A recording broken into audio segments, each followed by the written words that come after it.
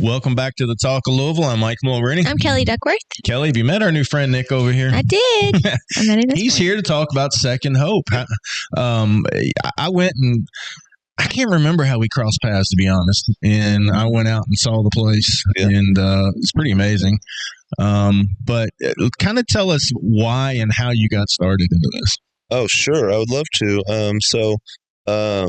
I battled with addiction most of my life. I'm 35, and I was, started getting high when I was 11 years old. Wow. Yeah, pretty young. Smoking weed or drinking? Drinking. Okay. Yep. And it, graduated to have stronger and stronger things. So, how'd you get started in that? Was it like a dirty old man on the playground somewhere handing out joints, or how did you get involved in that? That's actually a great question. I remember it like it was yesterday. Yeah. I was raised in Shively, in between Taylor and 7th by Central Park, and that was kind of my stomping grounds as a kid. That's where all my favorite childhood memories are. Well, I was 11 years old, and I remember my friend John told me, let's sneak out tonight. John. Yeah, his name was John. Okay. He said, let's sneak out tonight. Let's go to my girlfriend's house. Her parents are out of town, and her big sister is babysitting her. So there's no parents. So we went over there. Big sister's buys weed, and it's like, you guys want to smoke this? And we're like, yeah, let's do it. And so, oh my gosh. Long story short, we smoke it, and I'm like, we smoke all of it, and I'm like, man, we want to get some more of this. And I think to myself, I said, well, my dad's got some of this. I've seen it before in his shed. And so we go and steal my dad's weed. Oh, nice. Wow. Yeah. I mean, 11 is like 6th grade, right? Yeah, it was young. Oh, my God. Young. Very young. God. Yeah. And I've got 2 daughters now. Mm-hmm. Same. Oh, my gosh. I know. It's interesting because the reason I ask is that I've said this a lot. We do a lot with kids now. We feed them. We're actually we created a test school that we're going to do some stuff in. But I keep telling them, and they all agree, is if we don't get our kids and have things for them to do, they're going to find other people that's going to lead them down their own path. Sure. And I don't know if you just did weed because you wanted to smoke and it felt good, or did you get heavier in it because you maybe could make some money off of it? No, I was never a good couldn't sell. I was never a hustler. I was always a client. Yeah. Because I always say, they're going to find the drug dealer. They're going to find the gang member that's got a pocket full of money and think, wow, that looks easy. I should do that. Yeah. I think for me, I was always a free spirit growing up. My dad was he was pretty lenient with me. I didn't really get too much consequences for my actions. So growing up, I was always a free spirit, and I was always looking to have fun, always looking for the next high, adrenaline high, just having a good time. And so that I registered that as a solution to have fun, because it was fun at first. Nobody gets high because they never had fun with it. They, at one point in time, they had fun with it. Yeah. It's just eventually it becomes not fun. Yeah. So so you did that. How long did you do weed? I mean, how long did it transfer into something else? Usually people say weed is a gateway drug. I don't know if I believe that or not. I have no idea. I think if you have an addictive personality, you're going to either make right or wrong decisions. Sure. But did it lead to something else harder than weed? Oh, most definitely. Yeah, for me it did, and I think it just goes back to me trying to find the next biggest adrenaline rush. Just always trying to find excitement in my life. So, it quickly led to other things. By the time I was within a year, I'd probably drank for my first time, 12, 13 years old. I was drinking here and there. By middle school, I was trying cough medicine. Yeah, it's got. Of course, that'll give you a buzz. It will. If I get a cold, I'll take a shot of NyQuil. One, it tastes like bourbon. Yeah. Bad bourbon. Drink the whole bottle. Oh, yeah. Well, I was going to say, it kind of gives you a buzz. That's what I was getting at. Yeah, it's like a little bottle of whiskey, I guess. Well, there's a chemical in it, and it's kind of a psychedelic chemical. Yeah, because it's a weird feeling if you take too much of it. Mm-hmm. Yeah. And so I was looking for that feeling. Isn't that a little more expensive than like getting a bottle of whiskey? Yeah, NyQuil's expensive. Well, it's easier to get when you're a kid, I think. Yeah. Than a bottle of whiskey. That's true. Yeah. You know somebody to get the whiskey. I can just go into Kroger and buy the Chloroseed and Coden cough, And back then, Or take it from your parents' medicine cabinet, I guess. Yeah. Yeah. Do you have to have an ID to get cough medicine? Probably now. Well, now you do. Some of them, I think you have. They're no longer, just in the aisles. They're the ones that can, be abused. So you went from weed, then drink a little alcohol, to cough medicine. Xanaxes next. How'd you get that? Xanaxes? I think whiskey be easier to get a hold of than Xanax, but I guess not. Well, parents were prescribed to it. Going to parties, realizing that is something to have, that gets you high, and then realizing once again that, oh, my parents got this. Yeah. So stealing from my parents. I remember one time after I had realized that I liked Xanaxes, I found out that one of my parents was prescribed to them, and so one time I found their script, and I took a bunch of them, and I popped 6 and snorted 6 of them. My gosh. Yeah, and I didn't know what I was doing. I didn't know that's way too much, and so the next thing I remember. Like an hour goes by, it kicks in. The next thing I remember, it's 3 days later. It's time to go to school. How many did you take? 6 and then and then and then snorted 6. I had a procedure a long time ago, and they gave me a Xanax to take an hour before the procedure. I didn't know what day it was. Yeah. I can't imagine taking 6. Well, and young. I mean, your little body at that. know. I was my size now and took one Xanax, and I was like, I could care less what they did to me at that point. But I can't imagine taking a handful of Xanax and being able to stand up. It was like time. It was like I time traveled. It was like time was erased from my life. Yeah. 1 second I was there, I just took them. The next second, it's 3 days later, and it's time to go to school. Like it wasn't like it lasted 3 days. Apparently, yeah. Did they have to pump your stomach or no? 6? My dad just kept a close eye on me. He laid with me, and so he know you did it. He knew I did something. He wasn't sure what was going on. They were kind of naive, I would say. Did your parents get in trouble at all? Did they do? I mean, obviously you said they had weed and Xanax. Were they truly prescribed that, or were they kind of playing the system too? You could get prescribed to weed. People weren't prescribed to weed. No, I'm talking about Xanax. That's prescription. Yeah, really prescribed to it. Yeah. Okay. I didn't know if they claimed they had some problems and they had a doctor that wrote them a script or something. So I'm not sure. Yeah. Huh. But yeah, and so it just kept getting worse and worse. That wasn't enough of a warning sign for me to be careful. It didn't concern me at all. I remember in high school, we drank some, not a lot, but went to several parties. I remember walking into a party one time and they had a pile of white stuff on the table, and I'm like, what is that? Yeah. I'd never seen cocaine before. I literally broke out in a cold sweat. I was around weed, didn't think about it. Broke out in a cold sweat and almost had an anxiety attack because I was that close to cocaine, and I was like, man, that is bad. I can't be around. Yeah, I was like, I'd never seen that before. But I was like, where do high school kids get a pile of cocaine? Well, that's expensive too. Yeah. You get the money for it. Yeah. So I was always nervous around that stuff. Yeah. So did that lead into cocaine, I guess? Yeah. You're going so we're next. Weed, cough medicine, some alcohol, Xanax. Now we're in the cocaine. By the time I was in high school, there was parties where people were doing cocaine. There was even times where they were smoking crack. Wow. And I would, do it.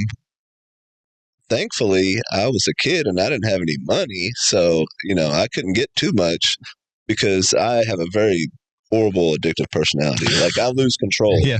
I need it more. Like, once I get going, I need it. Let's keep going. Well, I do too, I think. And odd saying this to my son sitting over there, but I've always joked I'd like to try cocaine just to see what the hell it's all about. But I'm scared to death that I would probably get addicted to it. So I was like, I'm not trying that. There's no way. But I'm always like, what is the draw? Mm-hmm. Does it just make you not give two craps about anything? Does it release you? I don't know what it is.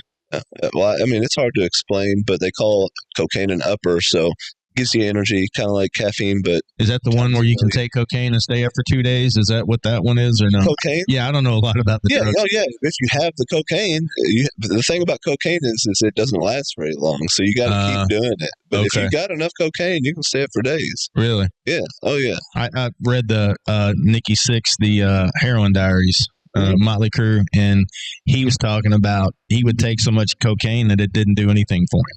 Yeah. I guess he just got immune to it, and that's when he started going down the heroin path. And they talk about they were shooting themselves up with Jack Daniels. Oh my God. I don't know how those guys are alive. I don't to be either. honest. But I mean, so all right, we're at cocaine. Yeah. And so that's the thing about drugs. Like same thing with the Xanax is I had built a little bit of a tolerance, but still 12 pills is crazy. I'm lucky to be alive, but you do build a tolerance very fast to these drugs. Yeah. And so, if I do a line of cocaine, the first one's always the best because I have no tolerance. So it has the most profound effect. That second line is going to be half as strong. Third line is going to be half as strong as that one's. That's the addiction part. Yeah. It has an addiction. It makes you want, your body says, I need more of this because it has a come down. So your body wants to avoid not feeling good, right? And so it'll say, no, let's keep going. We don't want to deal with what's coming, but the inevitable when you run out. So did you stop at cocaine? I did not. Uh-oh. I did not. So what's the next in the line? I would say meth is the next line. And you still got teeth. I do. I do. Yeah. Usually you see people that do meth and their teeth are all Meth right. mouth? Yeah. You wasn't very good at it, I guess. Yeah. Well, I was pretty good at it. That's one thing that when I was raised, I had braces for 6 years. My parents were very adamant on making me brush my teeth. So I had a pretty healthy habit of still brushing my teeth even in my madness. But I still did a lot of damage. I'm missing some teeth in the back and stuff. Yeah. But I'm lucky in that regard. But yeah, so it led to meth. It would have led to heroin too. What's worse, meth or heroin? I don't know the line of toxicity. They're both pretty bad. You think? I think once you get to the point of IV use, like that's pretty bad. I think that's like the worst you can get. Oh, of course. Did you do that too? I did. Oh, Yeah. God, I just cannot imagine. I can't imagine. Huh. I'm baffled by that. Yeah. Just looking at you, I would have never guessed that you had a path like that. Yeah. So where did we stop? At meth? What was next? Or is there a next step? Intravenous drug use. Okay. So that's the next step. Yeah. After meth, that's, yeah. How do you do meth? You smoke it and then shoot it? So yeah, I started out the first time I did meth, I smoked it. Is that battery acid? Didn't they make? Is that right? Is that one that they mix with Sudafed? Which one? I was never a cook. I was never. I don't know how it's made. That's why I was asking. Yeah, but I'm pretty sure there's some hardcore things that aren't good for you to make it. Yeah. But yeah, I think there's different ways you can make it, different ways to make it, and one of them I think they do use lithium from batteries to, I guess, extract something. Of course, we drink soft drinks. That eats the acid off of batteries in cars. So I don't know if that's any better, to be honest. I don't know. But yeah, so I started out smoking it, and then I also would snort it. Then eventually, I started using a needle. So I'll say, by the time I was 21, around 21 is the first time I tried it. But I didn't immediately get a dealer lined up where I could do it all the time. But I knew I liked it. I knew it was fun. I remember the same thing the first time I smoked weed. I remember it like it was yesterday. That's how our brains work. I remember the first time I did meth. I was at my uncle's house, and one of my parents brought in a big bag of meth, and I smoked it with my parent for the first time. Really? Mm. Wow. We talked about having a beer together, but I've never said, "Hey, Graham, let's go have some meth together." Are we okay to talk about all this? Oh yeah, absolutely. He's okay. How old are you, Graham? He'll be 18. No, he's fine. All right. He needs to hear this, Graham. Yeah, it's not. That's just funny.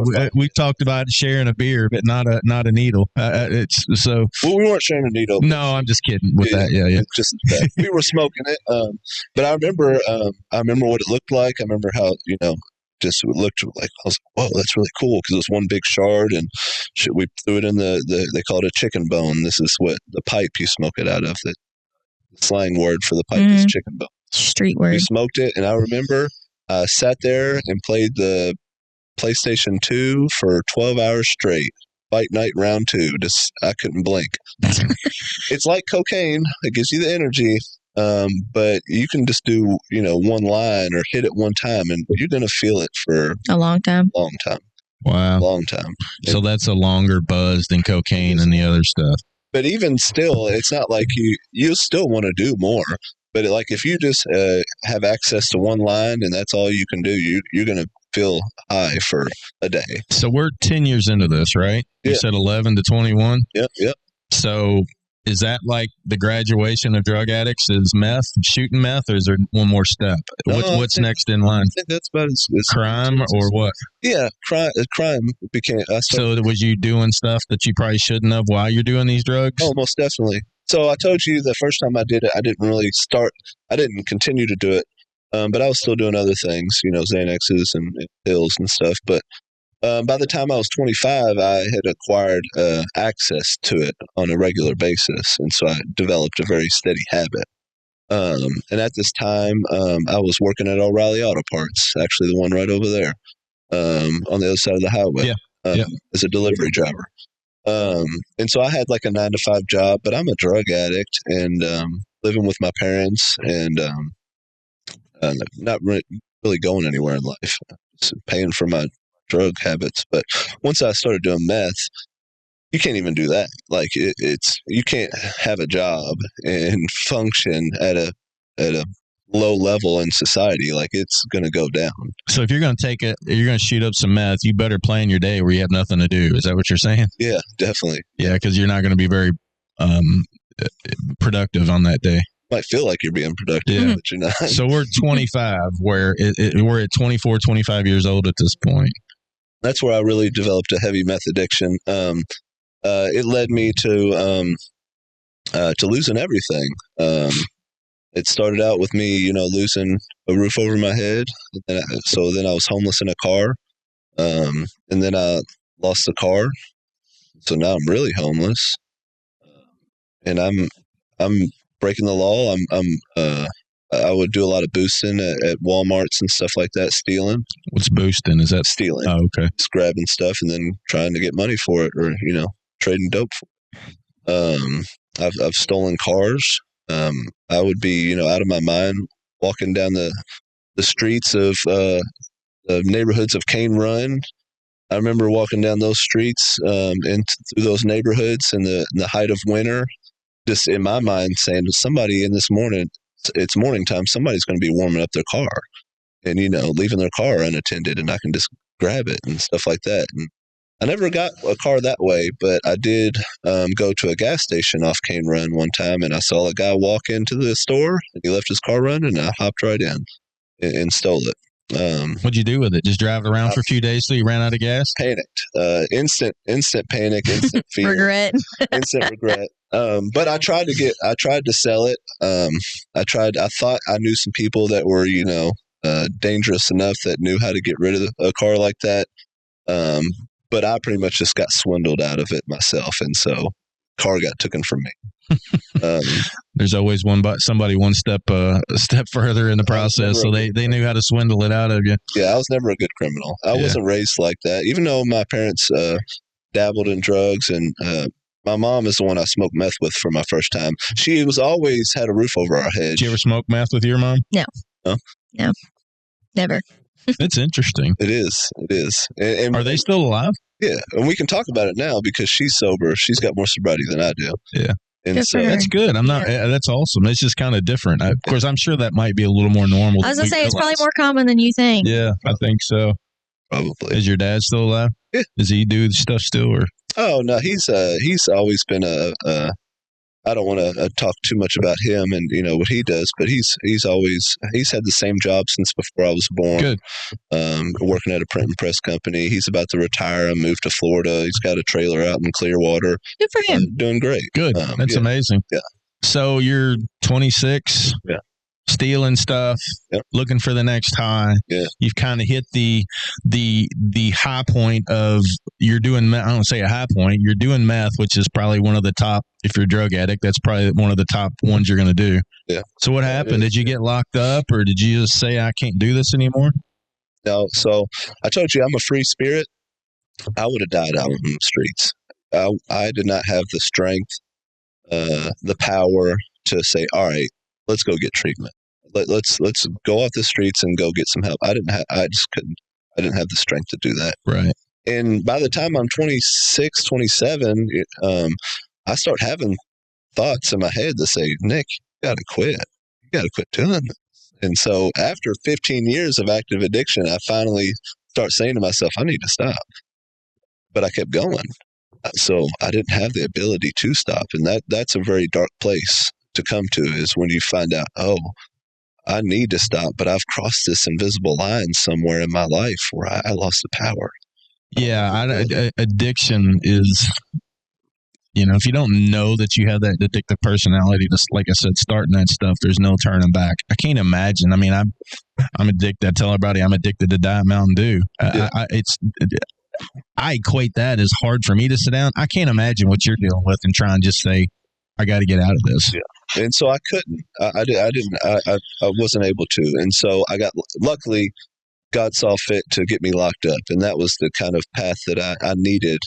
I believe that he knew that that's what needed to happen for me to be open-minded enough and willing enough to accept some help. So if I'm a free spirit and I get locked up and my freedom's taken from me, I really ain't happy. What did you do to get locked up? Possession charges. I also had some domestic charges in Indiana with an ex-girlfriend. Through the drug addiction, I would get physical with her, do things that I said I would never do and that I never believed was right to do. But you're out of your mind. You're justified, I guess. Yeah. I mean, so meth, it can induce psychosis, and you can behave like a schizophrenic, and so it did that to me. Where like I would think she's cheating on me and hiding somebody under the couch, and I would stare at that couch for hours, trying to get up the courage to look under the couch. Oh my gosh! And then I finally get the courage to look under the couch. There's nobody there, obviously. I move back over to my room where I'm getting high, smoking. I look at the couch again. And I'm like, maybe I didn't look good enough. Maybe there's still somebody under the couch. There's duct tape under the mattress or something. We had a family member that was convinced that someone was digging tunnels to their house and stealing the feet off their washing machine. Wow. Yeah. Not laughing at you, but that reminded me of that. I was like, that is the craziest thing I've ever heard. And so people can really get that kind of mindset without drugs, but typically heavy meth use will cause that same kind of schizophrenic behavior and thought process. Luckily, I came back from it for the most part. I'm still healing. No permanent damage, you don't think? I don't think so.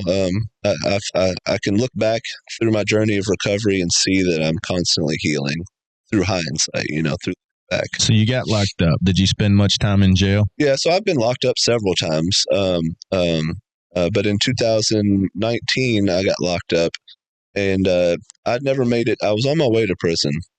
Because it kept getting worse. Every time I got locked up, I'd stay for longer. And so I'm sure that if I would have went one more time, I would have done some prison time. But I've been locked up, 10 times easy. But in 2019, I got locked up, and it was for a long time for me, like 4 months. I was like, oh, yeah, that's a long time, especially if I'm a drug addict, and I've taken that away from me and sobering me up. It was hard. And it was I would call my mom, the one who I smoked meth the first time, and she's sober now. And I'd calling her, crying to her, woe is me. And she would always plant seeds, and she would say, there's help out there, Nick. If you want to get help, we'll take you to get some help. I'd call, and when I was in my madness, I would call her and say, trying to get money out of her or shelter, and she'd say, I'm not going to do that, but you can come over here and I'll give you a sandwich. Mm-hmm. I love you. We can go get some real help if you want it. She'd learned that through AA, the AA meetings, not to enable me. Mm-hmm. And she would plant seeds, and she wouldn't push it on me. She knew I was crying for help. She would make sure that she made it a point that there is help. And so I'd call her while I was locked up, and she said, why don't you go to the healing place? I was like, all right, let's do it. It'll get me out of here. And so we told the judge, hey, Nick wants to go to the healing place. Will you let him out? And so they did. And I went to the healing place, and this was in 2019. And I get there. I don't know how familiar you are with the healing place, but it's a pretty powerful place. Yeah. It's a pretty popular place when it comes to the treatment world. But I get there, and they're like, we got these 2 programs. We got this 45-day IOP program that you can do. We got this inpatient 6 to 9 month program you can do. I said, well, I'm going to take the 45-day program. I'm not that sick. Come on. And so I do the 45-day program, and I lock in. I realize that, the way I'm living is hurting people, hurting myself, and I'm losing my mind. I've always wanted to, have a family, be a good person, and live the American dream just like everybody else, but I didn't know how to do it. So I locked in, and I started listening to people, and I got a sponsor and worked the steps. And I told myself that, so the first step in Alcoholics Anonymous is we admitted that we were powerless over alcohol and that our lives had become unmanageable. Well, I substituted the word alcohol with methamphetamines, right? Mm-hmm. So I admitted to myself that I was powerless over meth and that my life is unmanageable. I believed that I should never do meth ever again, because if I do, I'm going to die or hurt more people, stuff like that. So I had, in my heart, I had said, I don't want to do meth ever again. Well, I didn't admit to myself that I was powerless over marijuana and that my life is unmanageable. I didn't admit to myself that I'm powerless over alcohol and that my life is unmanageable. So what happens after a few months? You start doing that stuff. I dabble. I test it out. I test the waters. I went to Louder Than Life in 2021. Weed everywhere. And I knew what I was doing. Yeah. I sniffed it out and found myself in the right spot at the right time for somebody to pass it to me, and I hit it. Yeah. And I looked around and I was able to pass it along. And when you go through the 12 steps of recovery, they tell you that you've developed this thing called the phenomenon of craving. And what it is a physical allergy to drugs or alcohol. When you're allergic to nuts and you eat some nuts, you're going to have a physical reaction, right? You're going to break out in hives. Your throat's going to swell up. Well, when I use drugs, my body takes over. That's the physical reaction and says, we got to keep going. We got to keep doing this, Nick. I can tell myself I'm just going to hit that one time and move on. But when I hit it, the body takes over. It says, I got to keep going. I lose control. That's the physical reaction. It's called the phenomenon of. Was you like, nobody saw that one, so I can hit it one more time, and as long as nobody sees it, doesn't count. Well, in my mind, I hit it and I was able to pass it, and I was like, the phenomenon of craving didn't kick in. Maybe I'm making a big deal out of nothing. So a week goes by, and I go to 4th Street Live. I'm still living at the Healing Place. I go to 4th Street Live. I'm in aftercare. I'd completed the program, but I'm still a client at the Healing Place. And I go to 4th Street Live, and I have a couple drinks, and I am able to stop, and I still have money in my pocket. I'm like, maybe I'm making a big deal out of nothing. Maybe I don't have a problem. Well, I also, when you're working the steps, there's 8 and 9. In steps 8, you're supposed to write a list of people you owe amends to. Step 9, you're supposed to go out and try to make amends wherever possible. Well, I felt guilty about what I'd done because I'd known in my heart that, I'd relapsed.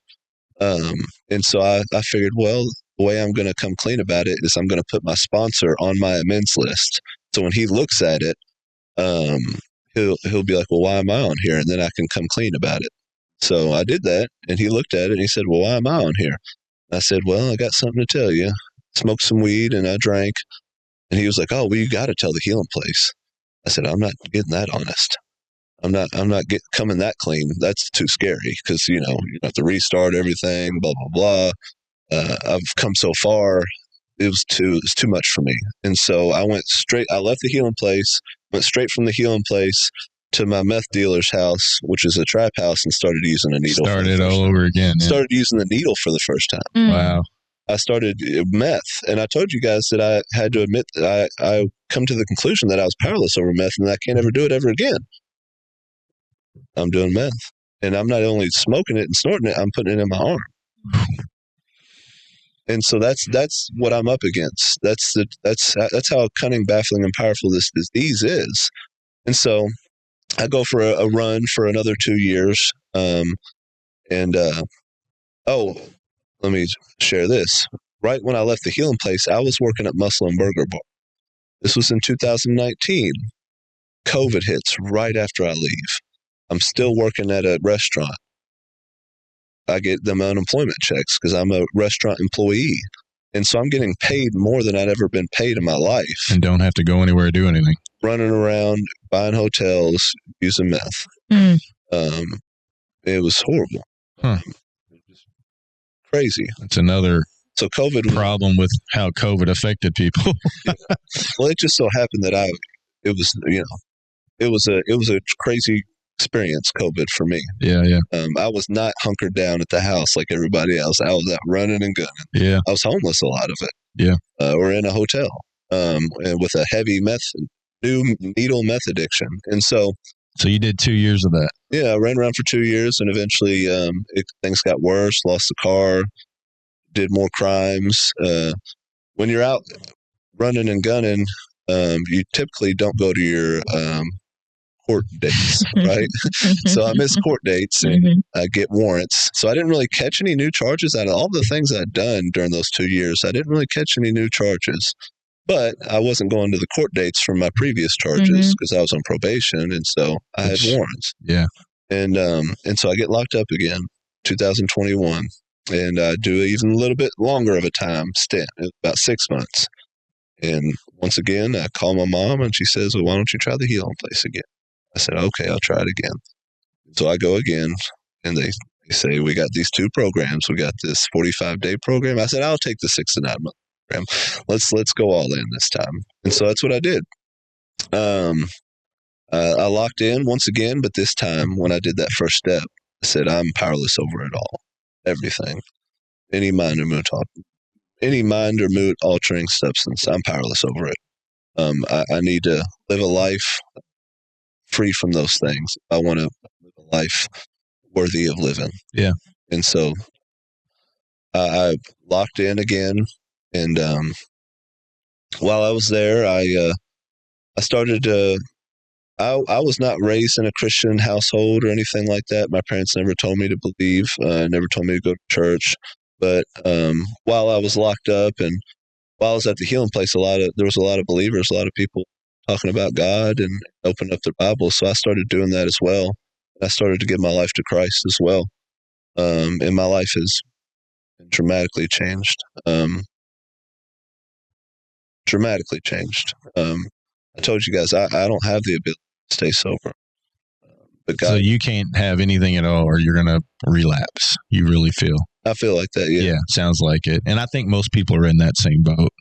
I don't think I've ever ran into anybody that became sober and can casually have a beer. I mean, I don't know that that's even possible. So yeah. It may be possible, but it's not worth trying. Yeah. And that's okay because I'm working on 5 years of sobriety, and my life is so much more fulfilling than it's ever been. That lifestyle I was putting myself in, it became hell on earth. It was horrible. So you did the 6 to 9 month program at the healing place. You graduate. Yeah. Then what? Do you think, all right, I've got to do something to help others that are in this situation, or was you dabbling in other things? Yeah. How much time do we have to? Just however long. Okay. Yeah. I can shorten things and stuff. But yeah, so while I'm at the healing place, when you go through the 6 to 9 month program, when you're finished, they invite you to go into the peer mentors office. And what the peer mentors office is, it's a group of guys that have just completed the program that are helping other people complete the program. So the whole program is peer driven. And so that's an optional commitment that you can make. And I wanted to do that. I didn't want to leave the healing place. Right. I told them, y'all gonna have to kick me out. And so I stayed there for a year. But while I was in the peer mentors office, the healing place was about to open up a new campus in North Carolina. And they wanted to take some of the peer mentors that were willing to go there and take another year-long commitment, get that treatment center started. I was going to do that. I was signed up, ready to go. But God had different plans for me. And so I was about 4 months into the peer mentors office, and I met my wife-to-be, Pamela. And we met at Fairdale Christian Church, Larry, Celebrate Recovery, in church on Sundays there. We met there, and she kind of approached me. I'm kind of the shy guy when it comes to, talking to girls. So she initiated, and once she initiated, the rest was history. We started to build a relationship together, and we, asked each other, do we want to pursue this? Do we want to, commit to this? And we both agreed we did. So we were like, well, we need to make our transition. one of us needs to make a transition out of the healing place because we're both peer mentors and you're not technically supposed to be dating other peer mentors. And so I was like, well, I'm already technically done with I've finished my 3 months, so I can gracefully walk out and they will be like, you did it on good terms. And so I put in my 2 weeks notice, and about a day after I put in my 2 weeks notice, I'm still in the office, and I run into the executive director's office to tell him something. I don't remember what it was. I just remember for some reason I was running, and I never run into his office. But that day I ran in, and when I get in there, he's talking to another employee, and I catch the back end of the conversation. And the employee asks the director, he says, do you know anybody that would be a good fit for this? And the director said, well, all my good guys are going to North Carolina. And all I heard was opportunity. So I said, I'm not, because I changed the trajectory of my life, right? The course that I was about to take. I said, well, I'm not going no more. And he said, oh, yeah, that's right. You're not. Take a look at this. And it was a letter from Gary Paulsgrove, the founder of Second Hope Ministries. I think you had him on your podcast a little while back, asking for someone with my credentials to come alongside him in the ministry and help him run his transition house. And so I immediately went from the healing place to working with Second Hope, like instantly. And I've been doing that ever since. And wow. My life, like I said, has been dramatically transformed. So what is Second Hope? Yeah. Is it people that have been on drugs and they're trying to get out of the system and they stay within the house? Is it people that got out of jail? What is it you all do? Yeah, that's a great question. So a long story short, our mission is to deliver the hope of Jesus to formerly incarcerated individuals, helping them rebuild their lives, restore relationships, and return to society with dignity and purpose. Long story is 20 years ago, Gary was locked up. He's the founder. He was locked up 20 years ago at a place called Dismas Charities, and it's in Louisville. It's a halfway house that houses people that are incarcerated. He got released, turned his life over to God, and realized that he wanted to help people. And so he went back into that facility and started a class 20 years ago.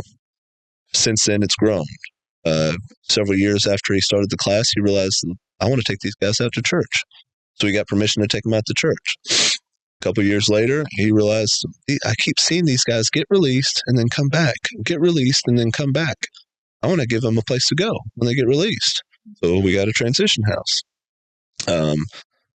4 years ago, I step in. Gary realizes, I don't really have a drug problem. I've never been a drug addict. And 95% of these people that we get to love on a daily basis have drug charges and have drug problems. And so I need to get somebody that maybe has a little bit more experience with that. And that's where I came into play. So I come in, and then we added some more programs into in the facility, and then we added a program in our transition house. When I got to the transition house, it was this, hey, come live with us and, keep your nose clean. I applied what I'd learned from the healing place, tried to install a more step-by-step process to help raise the odds of success. Yeah, because you've got all the experience of what to do and what not to do. I do. So you're the type of people that they need to start asking what would help. Yeah. And so I'm glad they did that. Yeah. So you opened a transition house. Is it in the South End? Where is it? Is it in this area? Yeah. So 2 years ago, we were renting a transition house in Old Louisville, and we were asked to leave because the people that owned the house needed the house. It was all on good terms, but they said, hey, we need y'all to find something else. And so it was a blessing in disguise. Now we own a home, and it's on Southern Parkway. I knew that, but I didn't want to bring up where it was unless you were okay with that. Oh, yeah, I'm okay. We've got our shelter license. We're on good terms with the zoning board. We're in compliance. There's not much anybody can do. So what's the big myth about a transition house like that? Did the neighbors fight you all when they figure out what you all were doing? Big time. And has there been any issues? So I'm just trying to kill the myth of, because this is happening a lot in different places. It is. So we didn't know what we didn't know. So when we went from that house in Old Louisville to our new house in Southern Parkway, we weren't aware that we weren't in compliance with the zoning standards. And so when we moved there were neighbors that didn't like the idea of having, convicted felons right next to them. They were worried. And so they filed complaints. And so in doing that, we found out what we needed to do. We found out what the standards were. And so it's a lot. Yeah, It's sure. a lot. And Yeah. so people out here that are trying to help people and start a transition house, a lot of times are blindsided by what it takes to do it and be in compliance with the city. It's a lot. We've had to install a sprinkler system into the house. We had to make the first Not floor. cheap. Yeah. Not cheap. No. First floor, had to make it wheelchair accessible. Not cheap. Not cheap at all. Among other things, we had to add an extra, because we're kind of close to our neighbors, we had to add an extra layer of drywall to that outside wall that was fire. Yeah. Wow. We had to put new windows in that were big enough for a fireman to come through the window with his equipment on. We were like, the windows we had, we're like, somebody can get through that window. And they're like, no, it's got to be somebody with a fireman with his equipment on. Like, the fireman's just going to break the window. Yeah. Yeah. Wow. But so we had to get some new windows and some other things. We had to put something you would never think of. We had to have a handrail on both walls on stairs. You can't just have one handrail like going up a set of stairs. Somebody has to be able to have two hands on handrails. All kinds of small stuff like that. Yeah. Yeah. But don't get me started on No. government And restrictions. zoning and yeah. That's crazy. But no, I get where they're coming at. They want it safe, but I think sometimes they go overboard a little bit. So yeah. Well, I think it blindsided us, and luckily we have some people that were willing to help us make it all happen, because we didn't have the funds to do all that. We don't do IOP, which means we don't we can't bill Medicaid. We're not getting assistance from the government. We're completely reliant on people with giving hearts and some grants here and there. So the people that live there are primarily people that were in drugs and got put in prison, or they done other things? Yeah, so I would say either I would say 95% of them have a drug charge, but they not. We kind of reserve that house for the guys that are participating in our programs while they're incarcerated. But there's times where I have a plethora of empty beds, and we're on Google, so we get phone calls all day. I get phone calls all day of, hey, I need help. I'm looking for a transition house. And so sometimes I will, vet those people and give them an opportunity as well. I've had people move into our house that had just completed a treatment center program, whether it's Isaiah House, the Healing Place, stuff like that. I think that's a good transition. When people call me and they're still on the streets and active addiction, I'm not the next step. I'll take you to the Healing Place right now. I'll drop everything I'm doing and take you to the Healing Place. Can't handle the withdrawals and all that stuff in the house. We don't have that level of care. Yeah. And I would be setting you up for failure if I let you into this house. But I'm more than happy to try to help. So how many guys stay in the house? How many max capacity? 6 guys. Okay. Yeah. And they're to the point where they've beat the addiction. They've been through some sort of program, and now they just need a place to stay till they truly get back on their feet. Is that about right? Or yeah. So I don't. If they're anything like me, I don't think they could ever say they ever beat it. Mm-hmm. But they've found a solution. Yeah. They found the answer of how they can stay away from it. And so while they're at the house, we're constantly encouraging them and taking them to meetings and getting them plugged into the recovery community, to the church community, and constantly. So the house is all about accountability, structure, and second chances. So we're big on accountability, holding each other accountable and holding ourselves accountable. Big on and keeping the place structured in a structured environment, a drug-free environment, and so we have a 6-month program in the house that enables us to help raise the odds of these guys' success. Every person that's complete. So I implemented the 6-month program into the house 4 years ago. Since then, everybody that's completed that program has not went back to prison. 0% recidivism rate. that's good For all completed alumni. Yeah. It's amazing. Yeah, that is, because that's. I'm curious what the true statistic is around the world of how many people usually go back to it. Yeah. So to say 0, that's pretty amazing over the last 4 or 5 years. So I did some research. If somebody's went to prison twice already, their odds of going 3 times is over 47%. It's really high. If somebody's only been to prison once, their odds of going twice is decent. It's like 15% odds that you'll do it again. But if you've done it twice, it just keeps getting worse. Statistically, I toured not a prison, but Department of Corrections downtown, and Louisville Metro. Yeah.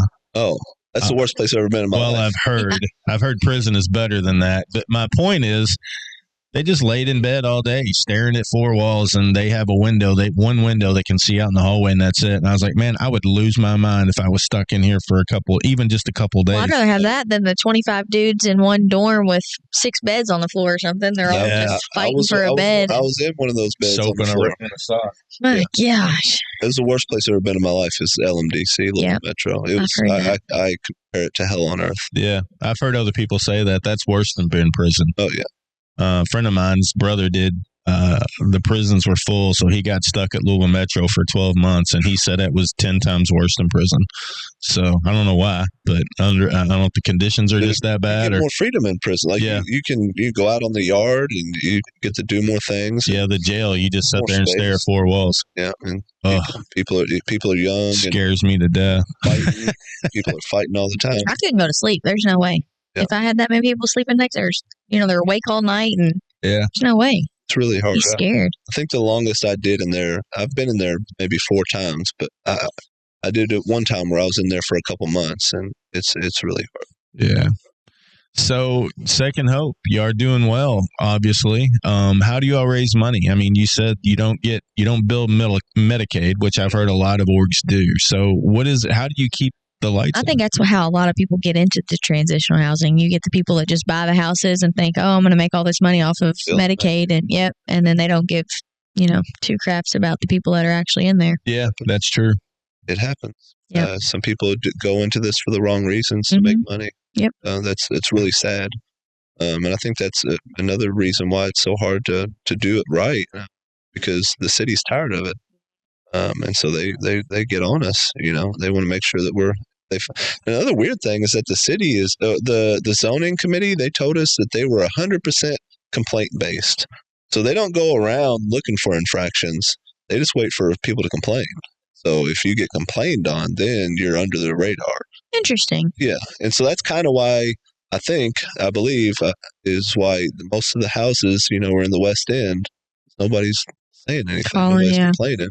Nobody's saying, I don't want these people next to me. Yeah. But when we put our house, in a nicer, well-to-do Southern Parkway where people take a lot of pride in their houses, they had some. How are the neighbors now? Like now that y'all have been there and you're established, and they probably love it and fine with it? It's quiet. Yeah. Very quiet. Yeah. Figured. Don't hear any complaints. A lot of people ask how they can help. Yeah. Support. So I get it, worried about us. Mm-hmm. But I think we've proven ourselves to be good neighbors. We've never had the police stop by. Yeah. Yeah, I'm not saying I would want to live next door to that. Yeah, I'd be a little nervous. But, when they opened Isaiah's house over here on people complain, they threw a fit. And oddly enough, one of the men that was complaining the whole time, his son or daughter, one, ended up needing help and was in Isaiah's house. And but the myth of trouble it didn't come true. I mean, they don't even know those guys are over there. That's how quiet it is over at Isaiah's house. So I think they proved everybody in the neighborhood wrong, that it can be done peacefully with respect to people that need help. And I don't think I've heard anybody complain about it over there since it's been open. Well, the big game changer is accountability and structure. Like if you have people there holding people accountable, holding them to a higher standard, one, you wean out the people that aren't willing to be held to that standard faster. And then 2, you keep the place, you form a more healthier spirit in the community. So how do you keep the lights on? Yeah. I mean, do the tenants pay a couple $100 a month or something, or what do they? How does this work? Yeah. So the tenants do pay rent. If they come to our transition house, the first 2 weeks are free, because typically 90% of them just got released from prison. They don't have money, typically. So the first 2 weeks are free. We buy them groceries, help them get their ID, their social, food stamps, health insurance, all these things that they need to get. Take them to Goodwill, help them utilize. Got to take them to deals. Yeah. Shirley's deals now. Well, not Goodwill, the store. Not The Opportunity Center. I'm kidding. Goodwill does amazing things in this community. I found out so much more about them. They do great stuff. They do. Yeah. They do. Yeah. And so, but after that 2 weeks, we do start charging rent. The rent that they pay, if we have 6 guys in the house, it's going to pay for the lights in the house, and it's going to pay for the mortgage. But we do so much more than that. I'm a full-time employee for the ministry, so the ministry's budget and expenses are a lot higher than just the mortgage. Mm-hmm. We have 3 15-passenger cars because we get to take people in the house and also the people that attend our programs to CR on Fridays with Larry. Shout out to Larry Mitchum. Yeah. Mm-hmm. And then to church on Sundays. And so we're taking up to 45 people, men and women, to these meetings twice a week. So that's another huge expense. That's every Friday, isn't it? The one that Larry does? Mm-hmm. Yeah. So we do that every Friday, and we're driving 3 15-passenger vans every Friday across the city, and then 3 15-passenger vans every Sunday to church. And so the insurance on that is not cheap. No. Gas is not cheap. And then, having, somebody that can give these guys in the ministry 100% attention and focus and care also raises the expenses. So the way we do pay for all that is, we fundraise. We ask for help. There's a lot of giving people in our community. There's a lot of people who want to help. And we've been blessed to have those people partner with us. And our budget has grown a lot in the past couple of years, and we're trying to. There is a deficit in our budget right now, which we're trying to wrap our head around and figure out how to close. But God has provided, and we've never had to turn the lights off and close the doors. But you said y'all been around for 20 years, so obviously what you're doing is working. And it started, the budget was nothing back then. Just a guy going into a prison facility doing a class, feeding them cookies and milk. But the budget has grown, doubled in the past couple of years. How many locations does Second Hope have? Did you say it's just in Kentucky, or is it outside? No, just in Kentucky. We just have the one transition house right now. Okay. We would love to open up a women's transition house. We just started a women's ministry side of the ministry. So my mom, the one that I smoked meth with in recovery, she also is the head nurse at the Brook Hospital. Wow. She's got her RN. She's been sober for 15 years. Good for her. Yeah. Should have brought her with you. That was her bottom, was smoking meth with her son. She got sober like a couple weeks after that. Yeah. That was her bottom. So I'm grateful I helped her with her hitting her bottom.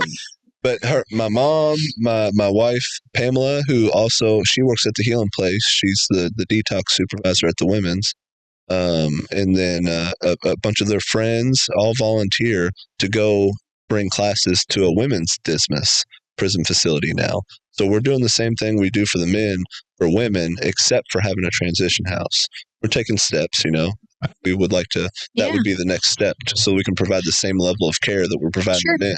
Yeah, well, I think we're getting close to wrapping this up, but how can people support you? Is there a website? And I got one last question. Yeah. Is there a website that people go to? Do you do galas? What do you do to raise money? Yeah, we do. We'll have fundraisers, dinners. We have our annual Harvest of Hope event that we just had in June.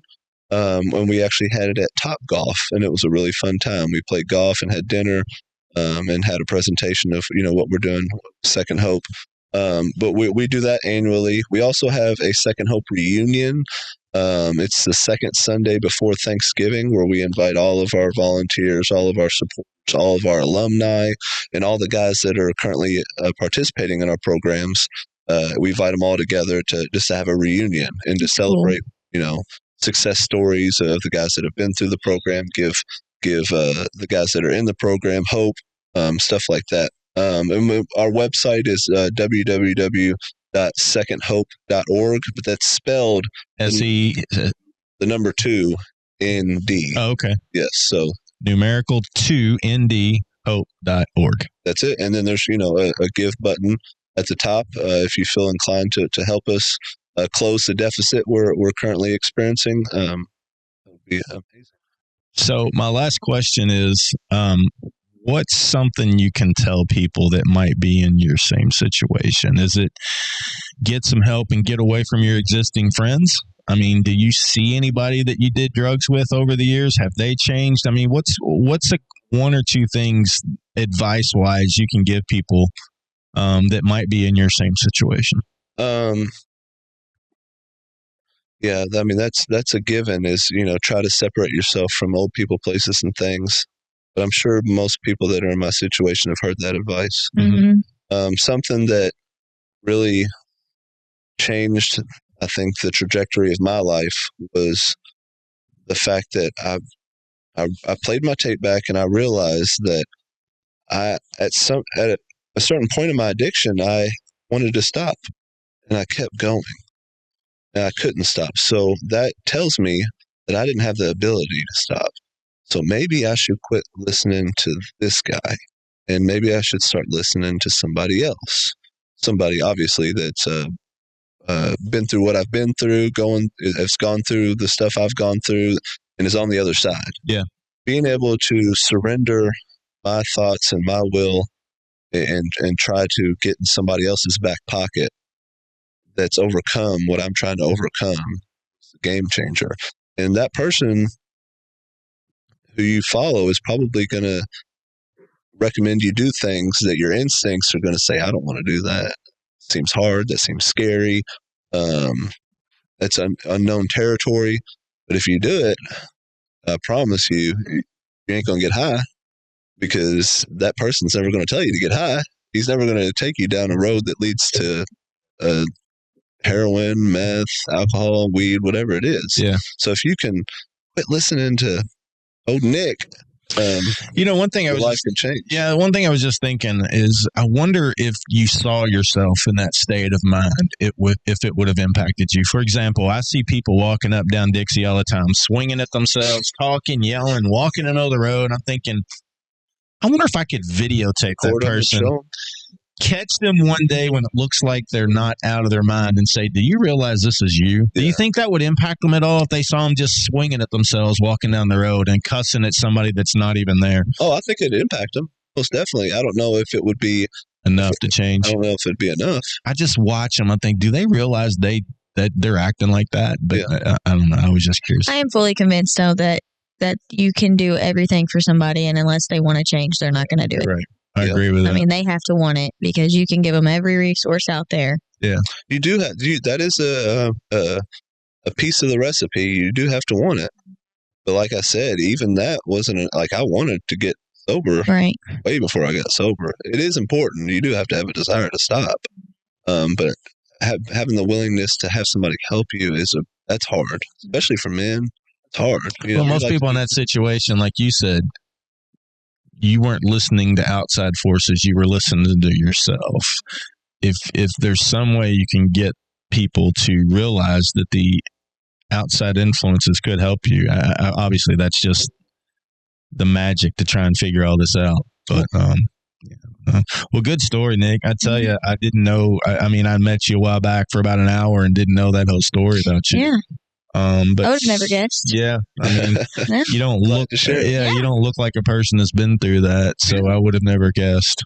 But secondhope.org, that's 2ndhope.org. Check it out if you would like to support people in those situations. They're doing amazing stuff, giving people a second hope, second chance. That's right. Yeah. So thanks for coming in today, Nick. We appreciate it. Nice meeting you. My pleasure. Thank you guys for having me so much. Thank you. Yep. Yeah.